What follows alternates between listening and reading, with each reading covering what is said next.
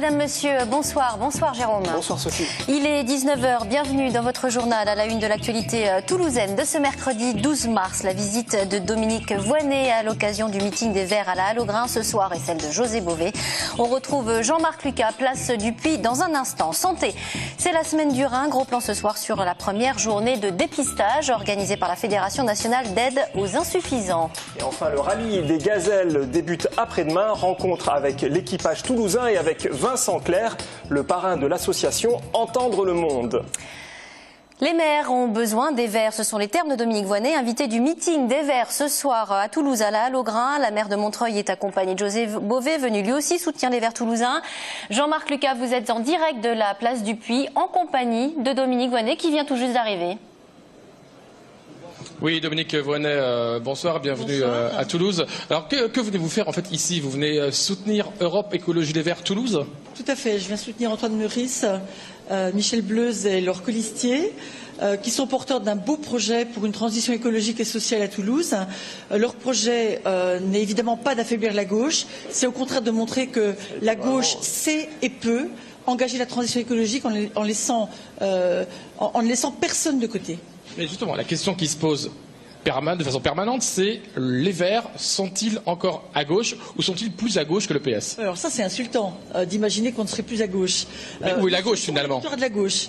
Mais nous ne pensons pas que le rôle d'un allié soit d'être le petit doigt sur la couture du pantalon aux ordres d'un puissant seigneur.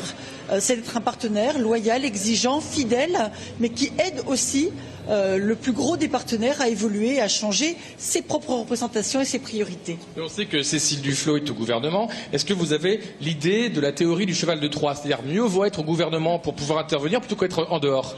Ce qui est très important, c'est d'avoir une majorité pour gagner.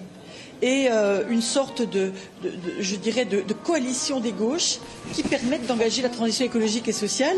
Ça ne se fera pas sous les écologistes. J'ai cru comprendre que Pierre Cohen avait lu avec beaucoup d'attention le programme des écologistes et qu'il avait repris la quasi-totalité de leurs propositions en matière de transport. De mon point de vue, il aurait dû le faire avant. Mais c'est bien qu'il le fasse maintenant.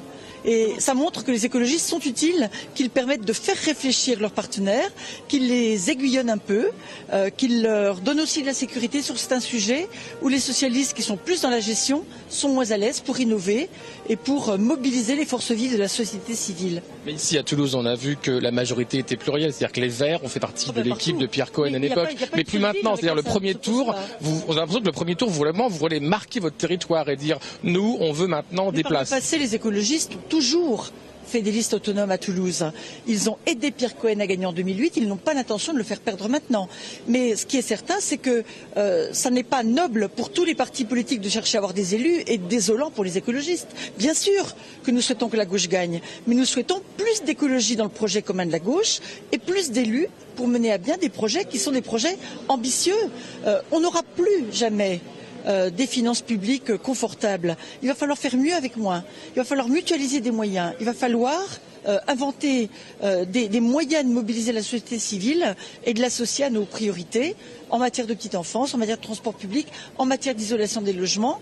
La ville ne fait pas tout seule, elle fait avec des partenariats vivants au sein de la société. Est-ce que vous n'en avez pas marre parfois? C'est-à-dire que ça fait 30 ans que les Verts existent et puis maintenant on a l'impression que le PS... C'est surtout 30 ans que les journalistes nous posent la question de savoir si c'est normal qu'on mène des listes autonomes. Non, c'est pas la question n'est pas là. Est-ce qu'on pose ces questions aux socialistes? La question n'est pas là, c'est que est-ce que vous avez l'impression que les socialistes éventuellement volent vos idées tout comme le Front de gauche veut voler vos idées? Ils veulent nos idées. On est content quand ils veulent nos idées. Nous, ce qu'on souhaite, c'est une gauche courageuse, innovante, attentive aux réalités concrètes du monde, attentive aux besoins de la population. Et donc, notre objet n'est pas différent de celui qu'il était en 2008. C'est faire en sorte que Pierre Cohen et la gauche rassemblée au deuxième tour convainquent une majorité de Toulousains qu'une gauche porteuse de justice sociale et de la transition écologique, c'est ce qu'il leur faut à Toulouse. Est-ce que vous avez l'impression, là on est sur les municipales, il y aura les européennes au mois de mai, est-ce que vous avez l'impression que les Verts, vous avez peut-être plus d'importance en Europe qu'en France? Non, on a de l'importance partout. On est au gouvernement, on est dans les régions, on est dans les départements, on est dans les villes. Dans la quasi-totalité des grandes villes de France, on a des adjoints écologistes qui ne sont pas seulement des adjoints au développement durable. Ils sont au transport, à l'urbanisme, à la petite enfance, à la tranquillité publique. Et ils préparent la ville de demain avec des partenaires dont chacun sait qu'historiquement, ils ont une tradition de gestion, mais pas forcément d'innovation. Est-ce qu'il n'y a pas un problème fondamental pour vous? Ce sont les structures politiques. Nous sommes dans un système plutôt majoritaire et pas proportionnel. Finalement, vous faites des scores, mais vous n'êtes jamais reconnu. Sauf qu'au municipal, c'est proportionnel. Au régional, c'est proportionnel. Aux européennes, c'est proportionnel. Imaginez une seconde qu'on renonce à apparaître dans les élections où le mode de scrutin est proportionnel. Et puis, à côté de ça, on nous dit, mais au présidentiel, pour faire 1,5 ou 2%, vous pensez que c'est raisonnable d'avoir un candidat? Ça veut dire quoi? Qu'il n'y aurait plus d'élections, on aurait le droit d'exister? Ben super. Dites-nous tout de suite qu'on peut voter PS ou UMP. Puis ce sera réglé. Est-ce que si... Je ne veux pas qu'on fasse le deuxième tour avant de faire le premier. Est-ce que si Michel Bleuze... Au deuxième tour, on élimine. Et on sait tout à fait qui on va éliminer. Est-ce que si Michel Bleuze et Antoine Maurice font 10%, ils ne se maintiendront pas au second tour, on le sait. Mais là, ils auront du poids pour négocier? Mais ils vont engager une discussion avec Pierre Cohen, qui sait parfaitement qu'il ne gagnera pas sans eux. Dans toutes les grandes villes, à Paris, à Lille, à Rennes et ailleurs, on a besoin d'une dynamique des gauches pour gagner. Ça se passe moyennement bien au niveau du gouvernement pour la gauche. Ça se passe beaucoup mieux sur le terrain dans les villes et les régions. Et on serait totalement idiot et irresponsable de ne pas se mettre autour d'une table pour faire le meilleur projet possible pour Toulouse et pour les Toulousains. Dominique Voynet, merci. Nous étions ici donc à la Halle aux Grains pour ce qu'on appelle le printemps des Verts. Et c'est donc la fête pour les Verts en tout cas. Il y aura l'été. Merci. Merci Jean-Marc, et vous étiez accompagné de Fabien Tacquart-Blanchin. Politique toujours avec une autre visite aujourd'hui à Toulouse, celle d'Alain Juppé. Le maire de Bordeaux est venu soutenir Jean-Luc Moudin, qu'ils sont allés ensemble à la rencontre des commerçants de la place Wilson et vont tenir dans quelques minutes une réunion publique salle Barcelone. Vous pourrez découvrir un reportage complet sur la venue de l'ancien Premier ministre dans notre édition de demain soir. Et alors que les Verts sont à la Halle aux Grains, vous l'avez vu en meeting, et que Jean-Luc Moudin reçoit le maire de Bordeaux Alain Juppé, Ahmed Chouki, la tête de liste Toulouse en marche, organise ce soir un concert de soutien au Rex de l'humour à l'affiche des groupes toulousains, avec notamment Isgar, musique latine, Souleymane Bass et du reggae, soul, ou encore Léon de la soul funk. Et puis municipal toujours, comme chaque soir, nous vous proposons un extrait du débat diffusé à 21h. Gros plan aujourd'hui sur la commune de Tournefeuille, le dossier des transports avec le projet de BHNS, bus à haut niveau de service, il fait notamment débat. Regardez. On ne veut pas, M. Reynald, de votre projet de BHNS, bus à haut niveau de service. C'est un projet insensé et inutile. Pourquoi insensé? Parce que cette réalisation entraînera un rétrécissement du boulevard Vincent Auriol. Le tracé actuel, on le refuse, c'est surtout sur la partie Lardenne qui nous semble ne servir strictement à rien. Et nous préférons le renforcer les liaisons qui vont d'un côté vers Basso-Combo et de l'autre côté vers les Ramassiers. C'est ces lignes-là qu'il faut prioriser parce que de toute façon, et en plus avec la montée de bouclier qui se fait sur l'Ardenne, je pense que ça va devenir très difficile. Il faudrait un projet structurant qui parte par exemple de l'est, de la banlieue est ou sud-ouest plutôt de Toulouse, du côté de la Fourguette ou des choses comme ça, et qui remonte. Mais pas un structurant radial, il faut un structurant transversal. Ben non, c'est pas ce qu'on nous propose. Les choix qui sont faits ne sont pas le choix des élus. Ce sont les choix d'abord des techniciens qui démontrent avec évidemment des simulations, comme toujours, pour voir où doivent être les systèmes de transport. Et ce système de transport, il y a bien longtemps qu'il est là, même du temps de M. Moudin, même du temps de M. Plancade. Avant, il y avait ce qu'on appelait la croix du tramway. Entre-temps, je crois que M. Moudin, tout simplement, a pris une position différente concernant l'Ardenne, et donc M. Bessel suit la position de son leader politique. Parce que vous ne suivez pas la position de M. Cohen. Non, je suis le programme qui a 40 ans. C'est la semaine nationale du rein et à la veille d'une journée grand public organisée par le CHU demain, une opération de dépistage a eu lieu aujourd'hui, place Saint-Georges. Oui, et on rappelle que 3000 personnes sont atteintes de maladie rénale en Midi-Pyrénées. La maladie rénale évolue silencieusement, sans symptômes ressentis et se diagnostique donc souvent trop tard, à un stade très avancé. Marlène Canal. Une personne sur 20 atteinte d'une maladie rénale ne le sait pas, car les maladies du rein restent longtemps sans symptômes apparents. Et c'est tout l'objet du dépistage réalisé ici grâce à une bandelette urinaire. Un rein qui fonctionne mal, c'est notamment un rein qui ne filtre plus les urines. On peut ainsi y retrouver des protéines qui devraient rester dans le sang. La Fédération nationale d'aide aux insuffisants rénaux a décidé de se mobiliser pour la prévention.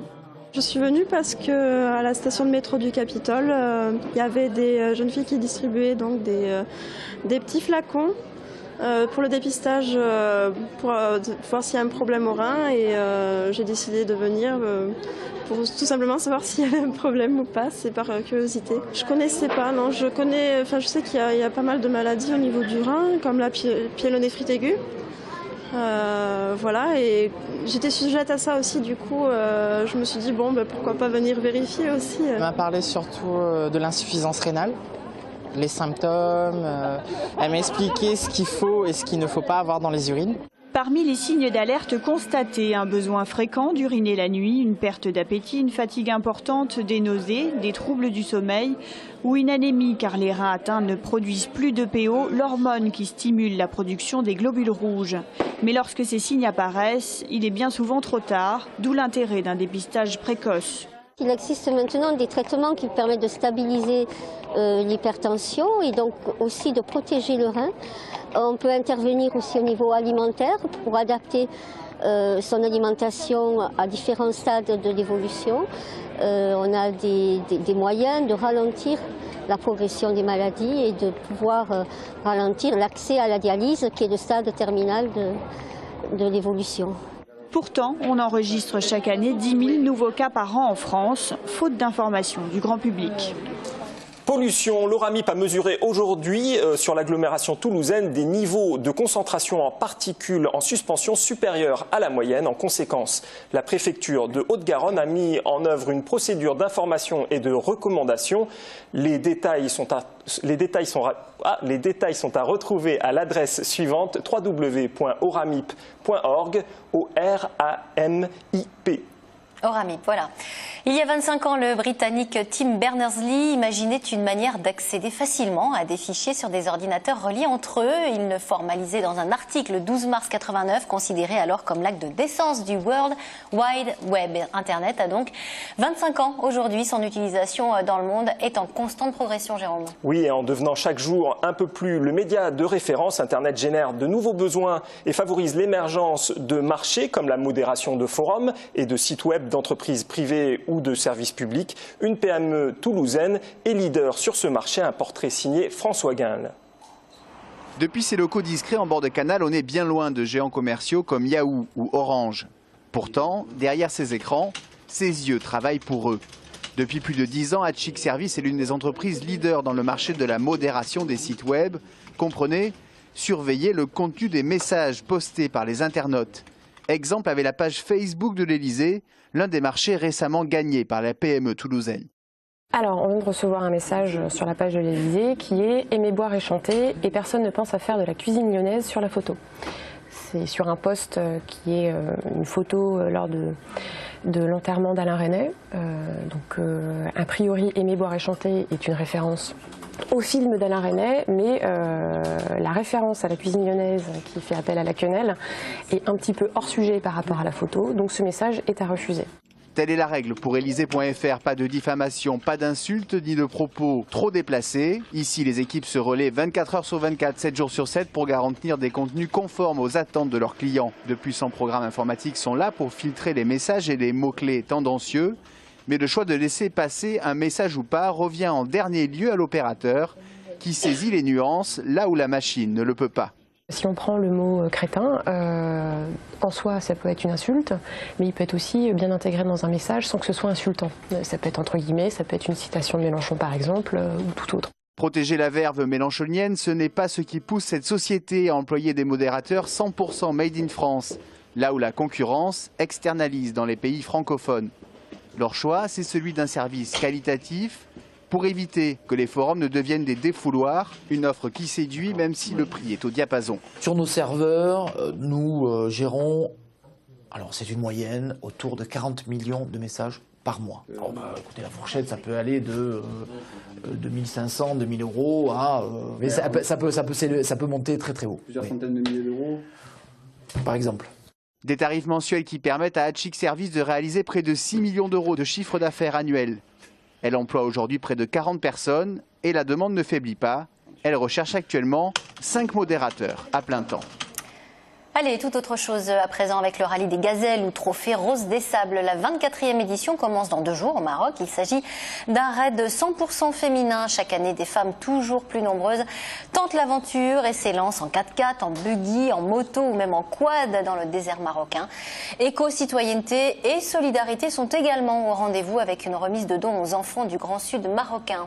Oui, et Marion Posier a rencontré cet après-midi l'équipage toulousain En Voiture Simone. Elle représente l'association Entendre le Monde qui vient en aide aux enfants atteints de tumeurs à l'oreille. Une association parrainée par le rugbyman Vincent Clerc.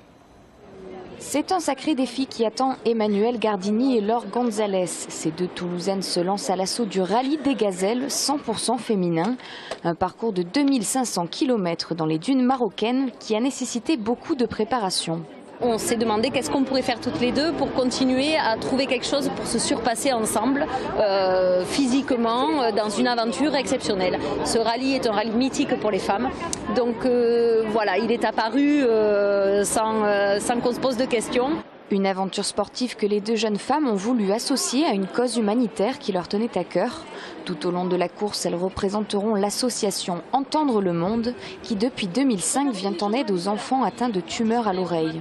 Et on va apporter donc du matériel auditif pour les ONG sur place, pour les aider. Et nous, on va aussi reverser une partie de nos gains à cette association pour l'aider à financer certaines missions. Voilà, donc c'est avec grand plaisir qu'on le fait. Pour le parrain de l'association, le rugbyman Vincent Clerc, ce projet est le meilleur moyen d'informer le public, mais surtout d'agir auprès des personnes touchées par la maladie. C'est l'occasion de développer dans des régions un peu reculées du Maroc qui forcément n'ont pas les moyens médicaux et les compétences pour opérer les enfants. C'est que de la sensibilisation. Mon rôle il est de sensibiliser et les gens qui se sont investis, qui ont envie de donner, d'aider, ils le font naturellement. Laure et Emmanuel ont un double objectif, finir la course parmi les 50 premières et contribuer à l'évolution de l'association Entendre le Monde. Rendez-vous le 14 mars pour le grand départ. Voilà, avant de se quitter, une info importante. Je vous rappelle le rendez-vous politique à ne pas manquer sur TLT. Il s'agit du débat entre les 6 candidats toulousains les mieux placés à l'heure actuelle dans les sondages. Débat donc à voir le 18 mars à 21h. Débat en partenariat avec nos confrères de 20 minutes et de Sud Radio. C'est la fin de cette édition. Merci Jérôme de m'avoir accompagné. Bonne soirée Sophie. Merci à vous de nous avoir suivis. Excellente soirée sur TLT.